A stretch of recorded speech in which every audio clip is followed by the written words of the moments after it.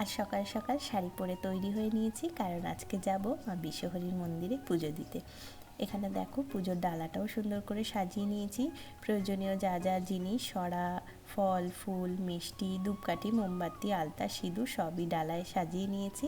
আর সকাল থেকেই তো বাইরে হচ্ছে বৃষ্টি, বাড়ির সামনে টোটোও চলে এসেছে বান্ধবীকে নিয়ে, তাই এখন চললাম মায়ের মন্দিরে পুজো দিতে।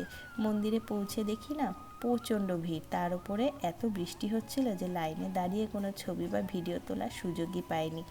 তাই একেবারে মন্দিরের ভেতরে ঢোকার পরই তোমাদের সাথে কিছু মুহূর্ত শেয়ার করতে পারলাম।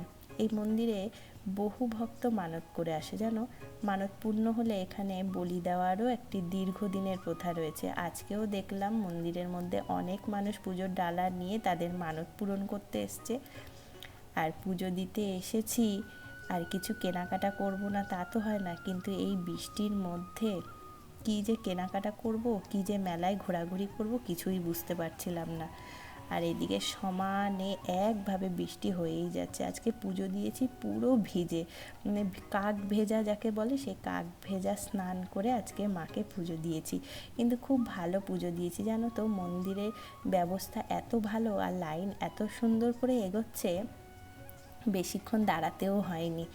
এই যে ফিরছি এখন বাড়ির পথে, এখানে দেখো সব বলি দেওয়ার জন্য নিয়ে চলে যাচ্ছে।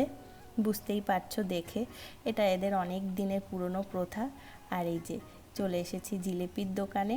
মেলায় এসেছি, জিলেপি বাদাম নেব না তা তো হয় না বলো, তা একবারে জিলেপি বাদাম নিয়ে এইবার মেলা থেকে ফিরছি। তাহলে আজকের আমার এই বিশ্বহরীর মন্দিরে পুজো দিতে যাওয়ার ব্লগটা তোমাদের কেমন লাগলো অবশ্যই কমেন্ট করে জানাবে।